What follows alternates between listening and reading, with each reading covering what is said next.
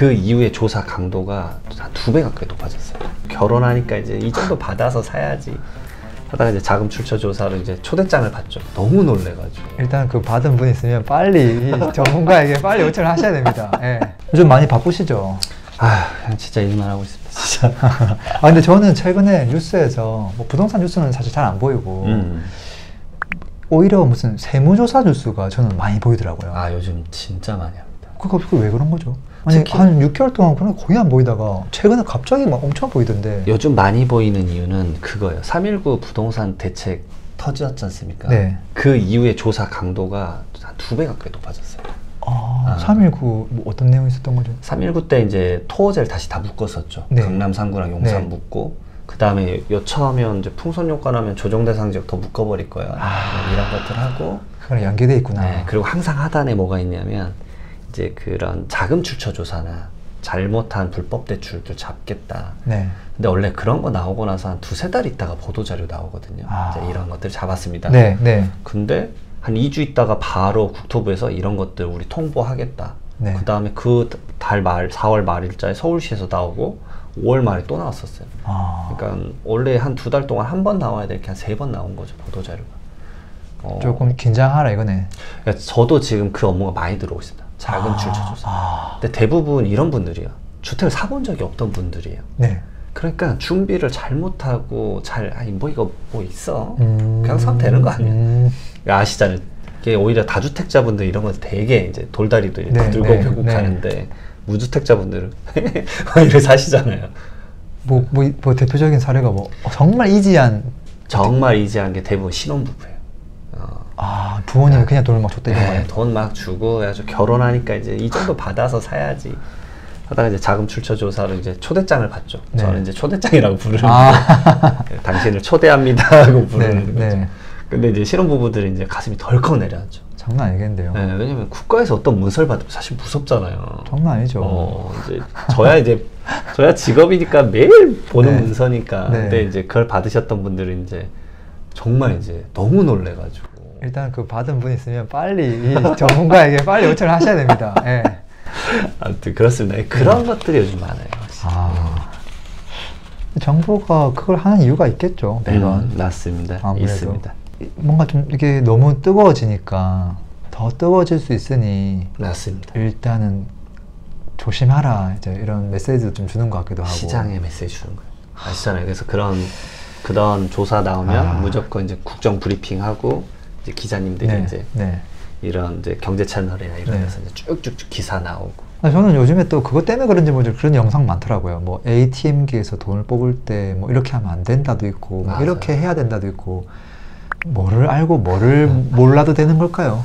사실 저도 유튜브를 하고 있지만 웬만하면 썸네일 자극적으로 안 만들려고 그래요.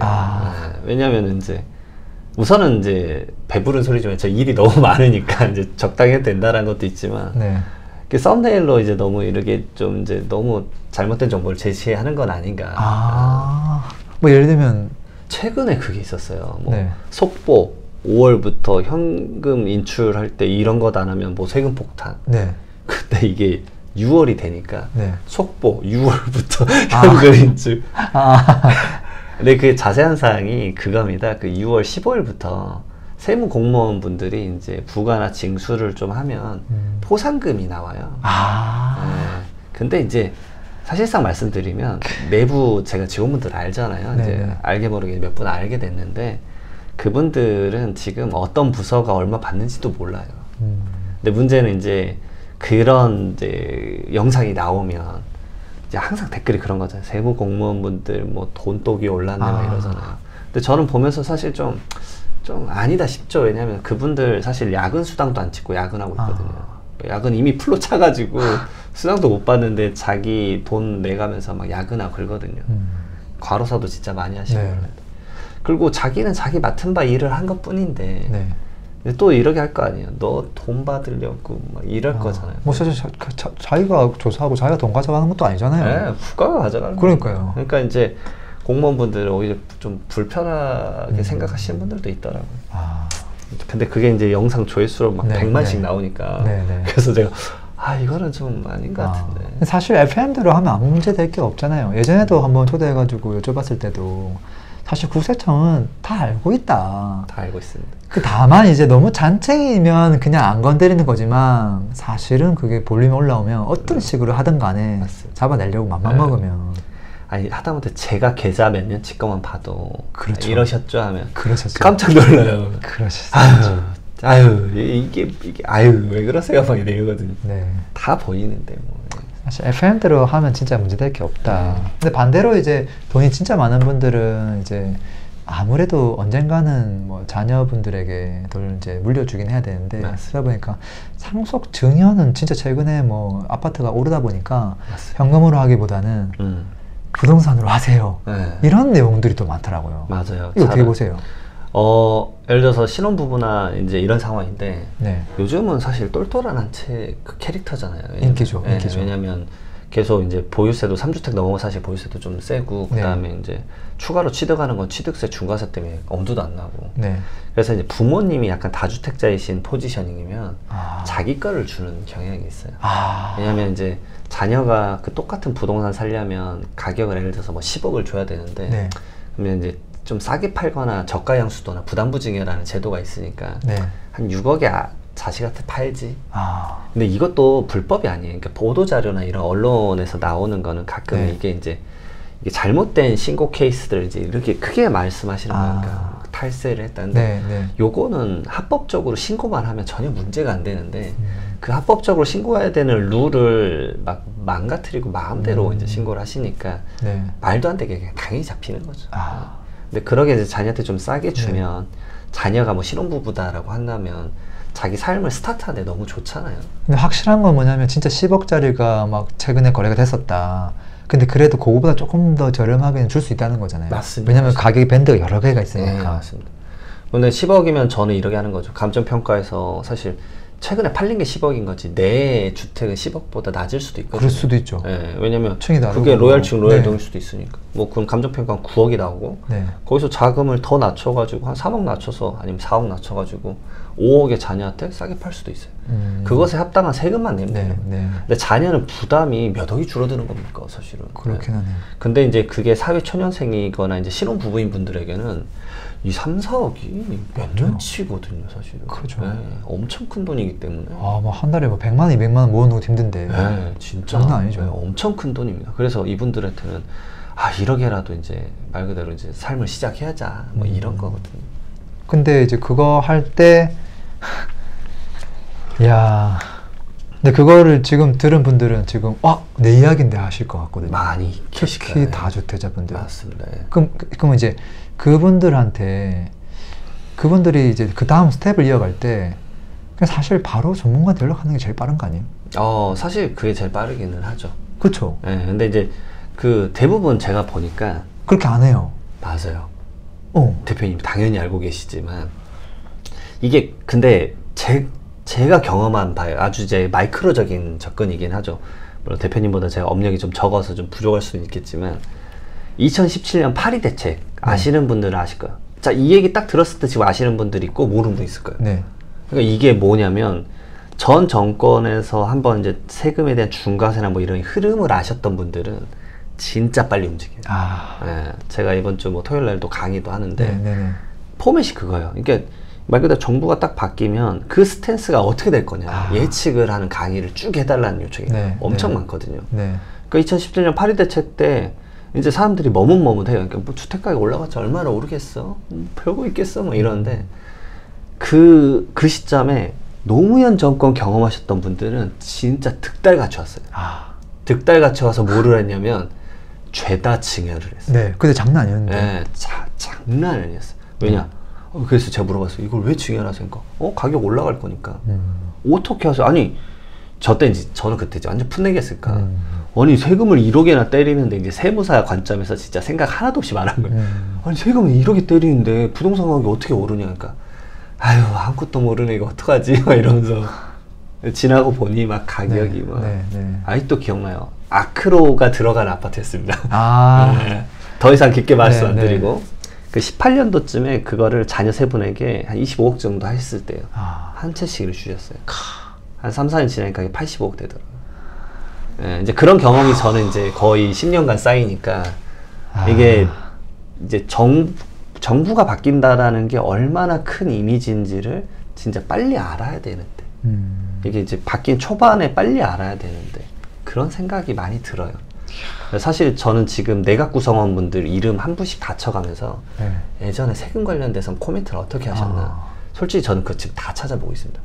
저는 그거 전문가니까. 그렇죠. 그러니까 이분이 새로 이제 내각 구성원 지금 1차 됐고 뭐 이렇게 뽑고 있잖아요. 그러면은 이분은 어떤 스탠스이시지? 다 찾아보는 거예요. 그래서 사람은 안 바뀌니까. 뭐 그럴 수도 있고 그다음에 예전에 갖고 있던 스탠스를 알아야 그렇죠. 약간이라도 예측을 하는 거거든요. 어쩔 수 없습니다. 재밌네요. 저도 예전에 뭐 좀 취미생활이 등기부등본 떼보는 거다 보니까 막 뗐는데 쪼르륵 뭐 몇 호 그 옆집 쭉 뗐는데 다 같은 주소가 나오는데 신기하게도 용산에서 제일 비싼 아파트였는데 호수가 다 다른 거예요. 근데 세 명이 가족이야. 확실한 건 남편, 배우자, 아들 이렇게 있는데 이게 왜 이렇게 돼 있지? 역추적해보면 그분도 비싼 걸 갖고 있던 거를 나눠줄 수밖에 없었다. 이런 생각들이 들죠. 제 고객 중에 한 분인데 압구정 현대 6채 있으세요. 그러니까 그런 식이죠. 근데 이제 거기에 이제 아들 딸 본인 근데 그게 불법이 아니라 합법적으로 제대로 신고하고 세금 내고 그냥 자기 나름대로 이제 절세 계획을 세워서 분산한 거잖아요. 그리고 부동산 가치가 올라갈 걸 그분은 예측을 하셨던 것 같아요. 그래서 미리 등기부등본 떼고 한참 이전에 좀. 근데 이제 그 자녀분들이 절 찾아왔는데 고민이 뭐냐면 아버지가 이제 돌아가실 것 같은 그런 상속 이슈. 그건 어떻게 할 수가 없어요. 혹시 이제 추가적으로 매입을 안 하고 기존에 뭐 한 2개, 3개 갖고 있던 분들은 뭐 특히 2개 정도 갖고 있던 분들은 하나를 조금 뭐 증여해주고 하나를 조금 정리하면서 뭐 갈아타게 한다거나 막 그럴 경우가 있을 것 같은데 이게 또 취득세가 뭐 상속이든 증여든 어쨌든 취득세가 한번 들어갈 거 아니에요? 맞아요. 근데 이게 우리가 알고 있는 일반 취득세랑은 좀 다른가요? 네, 달라요. 이건 어떻게 달라요? 우선은 증여세부터 말씀드리면 매매는 조정대상 지역 2주택부터 중과세고 그 다음에 비조정대상 3주택부터 중과세지 않습니까? 그러니까 일반적인 매매 취득세 간단히 또 말씀드려보면 1%에서 3%인데 조정대상 지역 두 번째부터 이제 8.4와 9%. 왜냐면 이제 국민주택 규모 초과냐 아니냐에 따라서 3주택자는 국민주택 규모 이하면 12.4%. 그 다음에 국민주택 규모 초과하면 13.4%. 그러니까 조정대상 지역의 주택을 마냥 늘릴 수가 불가능하죠. 그러니까 그렇죠. 똘똘한 채로 계속 가는 거고. 제가 예전에도 말씀드렸지만 이 취득세 중과세를 만드신 분을 제가 알아요. 근데 이 기조가 옛날에 이렇게까지 세게 없었거든요. 없었어요.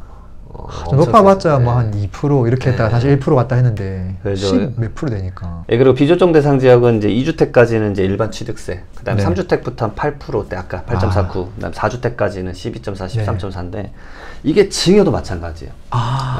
근데 증여도 주는 사람 기준을 따져요. 그러니까 증여자, 주는 사람이 증여자. 그러니까 아버지가 딸한테 준자 가정을 해볼게요. 아버지가 주택이 뭐 여러 다섯 개였다. 다섯 개였다. 근데 예산은 없었다. 없었다. 근데 이제 비조정 대상 지역 주는 건 전혀 상관없어요. 전혀 상관. 그러면은 주택은 이제 국민주택 규모로만 해가지고 3.8% 아니면 4%예요. 근데 아버지가 그 중에서 조정 대상 지역 주택을 자녀한테 준다. 보통 그렇게 주겠지.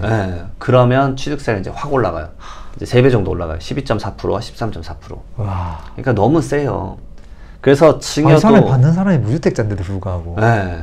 이게 또 억울한 게 증여자가 주택 많다고 수중자인 자녀가 그 취득세를 내야 되는 거예요. 왜냐하면 취득세는 받는 사람이 내잖아요. 그러면 간단해요. 10억짜리 취득세 3,800 낼 거를 갑자기 1억 2천을 내야 되는 거예요. 1억 2,400만 원을. 1억 2,400만 원 자녀가 어디 있어요? 그 모은 친구도 없어요. 그래서 제가 전화 와서 이제 막 상담 요청이 오세요. 막 이번에 10억짜리를 자녀한테 줄 건데 해서 제 첫 번째 질문이 그거예요. 이제 저희 이제 밑에 세무사님들이 받아주는데 현금성 자산 자녀가 얼마 있냐, 그러니까 모아둔 돈 얼마 있냐. 대학생이에요. 사장님 한 1억 모으고 나서 전화 주세요. 취득세도 못 낸다고. 두 번째로 그래서 막 예를 들어서 이제 막 취업했어요. 뭐 얼마 있어요? 그러니까 한 1,000만 원 있다 그러는데 선생님 취득세만 1억 2천이에요. 그 자녀가 내야 돼요. 그 돈 없으시잖아요. 그럼 못 해요. 그러니까 상담료 괜히 낭비하지 마시고 하지 마셔라. 그런 전화도 넘어와서 이제 전화 받는 직원 따로 뽑았어요. 그것까지 상담해주면 막 꼬리 물고 계속 가요. 그렇죠. 저희 못해드려요. 너무 많이 와가지고. 증여세는 그렇게 이제 조정대상 지역에 중과세가 있다라는 점을 꼭 염려를 해야 돼요. 상속세도 개인적으로 상속에 대해서는 취득세 안 냈으면 좋겠다는 마인드기는 해요. 그 현실은 이제 내죠, 사실. 세요. 일반적인 주택은 한 3% 낸다고 보시면 돼요. 2.96이고 그 다음에 국민주택 규모 초과하면 3.16%예요. 네. 근데 하나 있어요. 무주택자인 상속인이 받으면 0.96%예요. 근데 이게 3배 차이에요. 네, 그렇네요. 왜냐하면 상속취득세도 몇 천만 원씩 내야 돼요. 그러니까 예를 들어서 내가 뭐 기준시가, 이건 이제 공동주택 가격이나 개별주택 가격으로 과세를 하는데, 그게 예를 들어서 10억이다 그러면 취득세가 3천만 원과 1천만 원은 천지 차이에요. 그렇죠. 그래서 어떻게 받으시면 되냐면, 근데 우리 상속인이 3명인데 아니 이거 다 같이 골고루 가져가야지. 네. 한 명 무주택자라고 걔 다 줘버리면 걔 거 아니냐. 그럴 수 있죠. 그러면 이렇게 하는 거예요. 이제 이렇게 주택을 자녀가 3명 있어요. 근데 자녀 2분은 유주택자고 자녀 1분은 무주택자예요. 무주택자의 비율이 조금이라도 높으면 전체를 무주택자로 봐줘요. 자녀들이? 네, 그래서 무주택자 취득세를 낼 수 있어요. 특이하네요. 그러니까 예를 들어서 이걸 3분의 1씩 해버리면 사실 비율이 똑같잖아요. 그러면 이게 3천만 원이 나와버리는 거예요. 근데 이렇게 하면 되잖아요. 33, 33하고 얘가 34를 하면 돼요. 네. 비율을. 그럼 1% 더 많잖아요. 그러면 전체 취득세가 1,000만 원이 나오는 거예요. 전체를 이제 무주택자라고 봐가지고. 네. 그러니까 이런 감면제도도 있다라는 거 알아두시면 좋습니다. 광고 한번 하겠습니다. 집값이 왜, 언제 오르는지, 어떤 게 저평가인지 판단하지 못하면 계속 흔들릴 겁니다. 기초 강의는 이 강의 하나로 충분합니다. 물고기 잡는 법을 알려드립니다. 내 집 마련에 대한 니즈가 참 많습니다. 그래서 실전 수업을 만들었고요. 개인 컨설팅에 가까운 수업입니다. 내 집 마련을 못할래야 못할 수가 없습니다. 지식을 온전히 내 것으로 만들고 싶은 분들은 스터디가 마음에 드실 겁니다. 똘똘한 한 채부터 재건축, 재개발, 돈 되는 투자처 함께 찾고 싶은 분들을 위한 스터디 준비되어 있고요. 현금 흐름 만들기 위한 다양한 수익형 부동산 종목을 배우는 스터디. 목적에 맞게 선택하시면 됩니다. 링크는 설명란 및 댓글에 남겨 놓겠습니다. 강의 때 뵙겠습니다.